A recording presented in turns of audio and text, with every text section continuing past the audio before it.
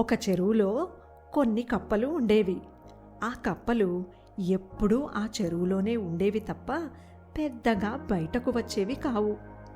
కాబట్టి వాటికి వేరే జంతువుల గురించి ఏమీ తెలియదు. ఒకసారి కొన్ని పిల్ల కప్పలు చెరువు గట్టు మీద నిలబడి ఆడుకుంటూ ఉంటాయి. చెరువుకు కొంచెం దూరంలో ఒక ఆవు గడ్డి మేస్తూ ఉంటుంది. పిల్ల కప్పలు ఎప్పుడూ ఆవును చూడకపోయేసరికి ఎంత పెద్ద జంతువో అని ఆశ్చర్యంగా చూస్తూ ఉంటాయి.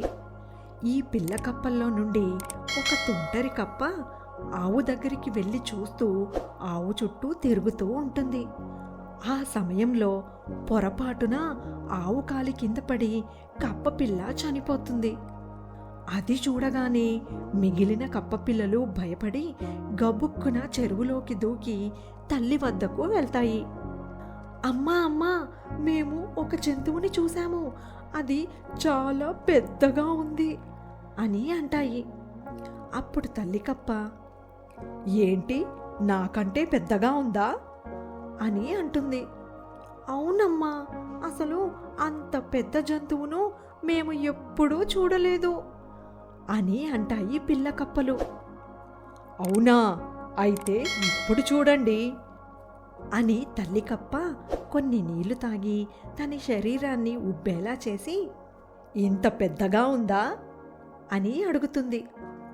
అయ్యో అమ్మా, అది చాలా పెద్దగా ఉంది, అసలు నీ శరీరానికి దాని శరీరానికి పొంతనే లేదు అని అంటాయి పిల్ల కప్పలు.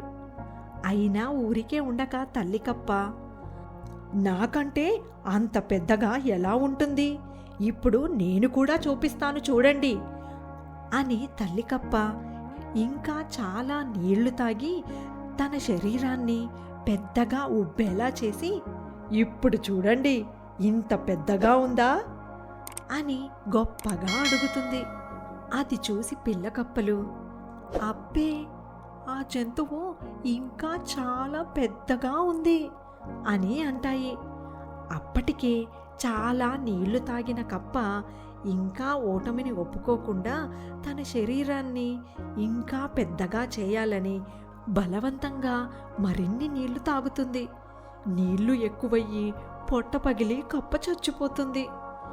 తనకంటే పెద్ద జంతువు ఉండదని గొప్పలకు పోయి అనవసరంగా నీళ్లు తాగి కప్ప చనిపోతుంది.